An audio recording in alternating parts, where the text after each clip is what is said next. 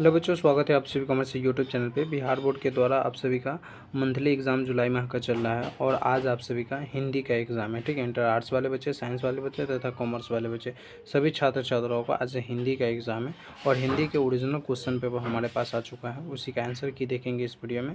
साथ में ये भी चर्चा करेंगे ओरिजिनल क्वेश्चन पेपर का आंसर की तथा क्वेश्चन पेपर कैसे आप सभी बस एक क्लिक में डाउनलोड कर सकते हैं। इसलिए वीडियो को शुरू से अंत तक देखिए। सबसे पहले आइए आंसर देख लेते हैं।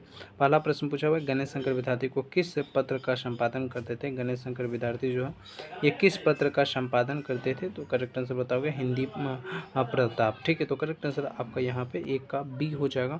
आगे बढ़िए प्यारे, और यहाँ पे देखिए दूसरा नौ प्रश्न कह रहा है, मतवाला पत्रिका कहाँ से निकलती थी। तो मतवाला पत्रिका जो हो जाएगा ये कोलकाता से निकलती थी। बिल्कुल करेक्ट आंसर आपका डी हो जाएगा। आगे बढ़िएगा तो यहाँ पे तीसरा नौ प्रश्न कह रहा है कि भगत सिंह के चाचा का क्या नाम था। तो भगत सिंह के चाचा का नाम पूछे तो अजीत सिंह। क्या बताओगे, अजीत सिंह, मतलब 3 नंबर प्रश्न का बी बिल्कुल सही आंसर हो जाएगा। भगत सिंह का जन्म कब हुआ था, देखिए एकदम इजी क्वेश्चन पूछा हुआ है। भगत सिंह का जन्म कब हुआ, तो भगत सिंह का जन्म 28 सितंबर 1907 ईस्वी को हुआ था, यानी आपका एक करेक्ट आंसर हो जाएगा। आगे बढ़ते हैं और हिंदी प्रताप के संस्थापक या संपादक कौन थे। तो हिंदी पर गणेश शंकर विद्यार्थी, अभी जस्ट पढ़ रहे थे, तो किसी भी प्रकार से प्रश्न पूछता है तो ये बिल्कुल सही आंसर हो जाएगा। भगत सिंह का संपूर्ण परिवार क्या था, तो भगत सिंह का संपूर्ण परिवार जो था यह स्वाधीनता सेनानी था, यानी आपका 6 का बी बिल्कुल सही आंसर हो जाएगा। आगे बढ़ते हैं और यहाँ पर देखिए प्रश्न कह रहा है, किसकी माँ पागल हो गई है। तो किसकी माँ पागल हो गई, सिपाही की माँ पागल हो गई है, बी आपका बिल्कुल सही आंसर हो जाएगा। आगे बढ़िए कह रहा है, मुन्नी की उम्र कितनी हो गई है।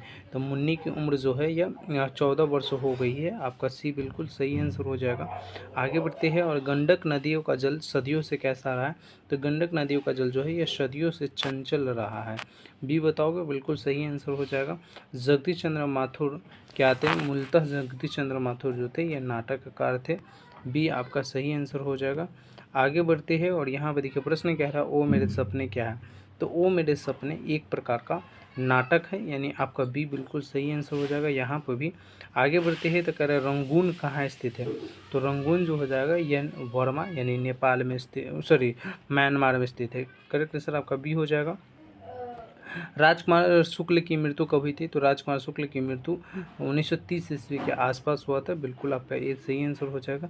विष्णु किस एकांकी की पात्र है। तो सिपाही की माँ। क्या बताओगे, सिपाही की माँ, बिल्कुल करेक्ट आंसर आपका बी हो जाएगा। आगे बढ़ते हैं, 10 तस्वीर के रचनाकार कौन थे।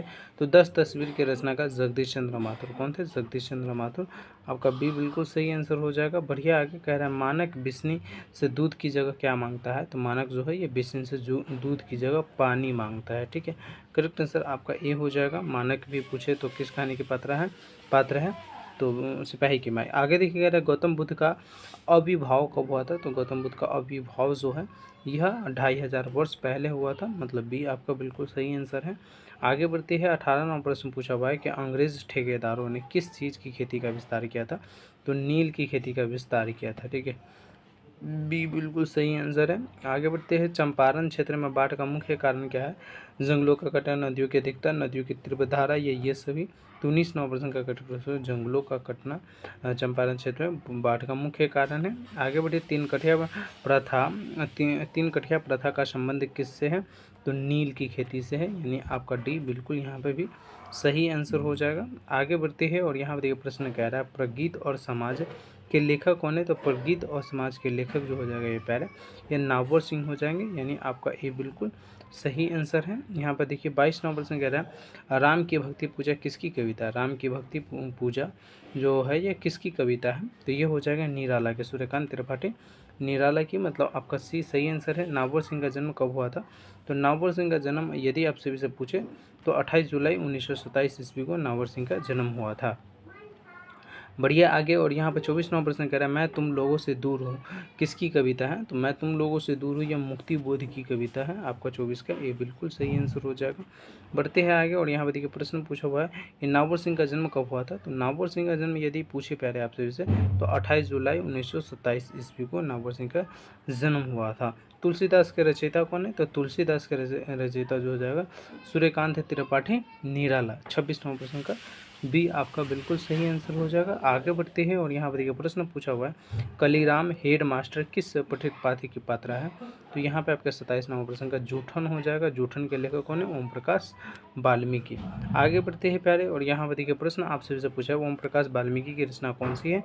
जूठन हो जाएगा। देखो ये प्रश्न आ भी गया, तो करेक्ट आंसर इसी प्रकार से पूछता है आपके एग्जाम में और पूछा भी गया है। यहाँ पर देखिए प्रश्न कह रहे हैं, ओम प्रकाश वाल्मीकि को प्यार से मुंशी जी कौन कहता था? तो प्यार से मुंशी जी जो है ना ओम प्रकाश वाल्मीकि को कौन कहता?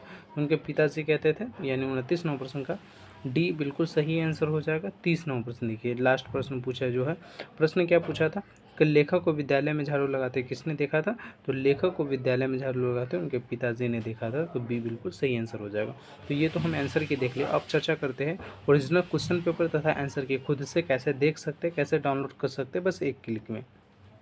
तो ओरिजिनल क्वेश्चन पेपर तथा आंसर की डाउनलोड करने के लिए गूगल के किसी भी क्रोम ब्राउज़र को आप सभी सिंपल से खोल लेना है पहले, और यहाँ पे आप सभी को चैनल के नेम को सर्च करना है BSEBCAREER, ठीक है। इस प्रकार से कैरियर का मीनिंग सही और BSB का मीनिंग सही रखिएगा। आ जाएगा सबसे ऊपर PSEBcareer.com का ऑफिशियल साइट। सिंपल से क्या करना है, इस पर क्लिक करना है। क्लिक करोगे कुछ इस प्रकार से ये ओपन हो जाएगा। ओपन होने के बाद जस्ट थोड़ा सा नीचे करोगे तो यहाँ पर भी आपको BSB अपडेट में भी हिंदी का दिख जाएगा क्वेश्चन पेपर डाउनलोड करने का लिंक। लेटेस्ट अपडेट में भी दिख जाएगा, लेकिन यहाँ सब पर क्लिक नहीं कीजिएगा क्योंकि बहुत ज़्यादा आपको परेशानियों का सामना करना पड़ेगा, इसलिए आप सभी डायरेक्ट नीचे कीजिएगा, ठीक है। नीचे कीजिएगा तो एक सेक्शन मिलेगा क्लास 12 का। यहाँ पर लिखा हुआ है Bihar board 12th July monthly exam 2024 all subject question paper and answer की डाउनलोड। तो सिंपल से क्या करना है, इस पर क्लिक करना है। क्लिक करोगे कुछ इस प्रकार से ये ओपन होगा, और यदि आप सभी हमारे व्हाट्सएप ग्रुप में नहीं जुड़े तो ज्वाइन नाउ के बटन पर क्लिक कीजिएगा, आप हमारे व्हाट्सएप ग्रुप में जुड़ जाइएगा। उसके बाद थोड़ा सा इस प्रकार से नीचे करना है। नीचे करोगे तो यहाँ पे देखिए आप सभी को हिंदी का लिंक मिल जाएगा, ठीक है।